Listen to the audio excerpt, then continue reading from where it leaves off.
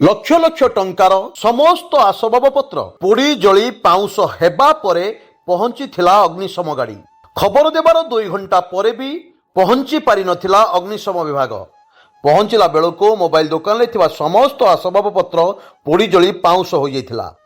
एमिति घटनाटी घटिछि बालियापाड़ा ब्लॉक बलरामपुर पंचायत अधीन बेतना ग्राम रे थिबा हरिपद पंडांक दुकान। एही दुकान रे मोबाइल मरामती सहित जेरेक्स समस्त प्रकार फॉर्म पूरण ऑनलाइन ले पैसा उठाण फोटो उठाइबा आदि सुविधा एही दुकान रे मिलुथला। आज 2 घटिका समय जहा किछि जली पोड़ी पाउंश हो जाइछि। श्री पंडा दुकान बंद करी खाइबा पई जाइथिले। पाखरे थिबा दुकानी दुकानरु धुआं बारुथिबार देखि पंडा को फोन करथिले। खबर पाई पंडा दुकान भितर को पशिबा पई चेष्टा करथिले, किंतु नियार कराल रूप देखि भितर को जिबार कोनोसी बाट नथिला।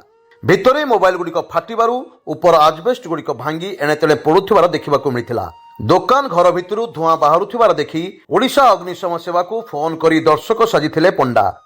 केवल पंडा नथिले, तांको सहित थिले तांको परिवार वर्ग, ग्रामवासी और बाटोई केवल दर्शक साजी देखुथिले।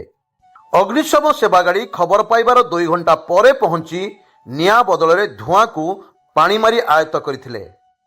100 रु अधिक mobile, computer, laptop, camera, inverter, नगद 60,000 टंका, टीवी पाखापाखि 10 लाख टंकार सामग्री जलीपोड़ी पाउंश होइतिबार आकलन करा जाउछि। जदि ठीक समय अग्निशम विभाग सेवा देई पारि थान्ते तेबे किछि सामग्री दुकान घरु बाहर करी होइथान्ता बोली प्रत्यक्षदर्शी कहिथिले। अग्निशम विभाग को तागिद करने सहित क्षतिपूरण पाई श्री पंडा सरकार को निवेदन करिसेंती। बालेश्वर बनमाली महाकुड़ रिपोर्ट, स्वतंत्र ओडिशा लाइव।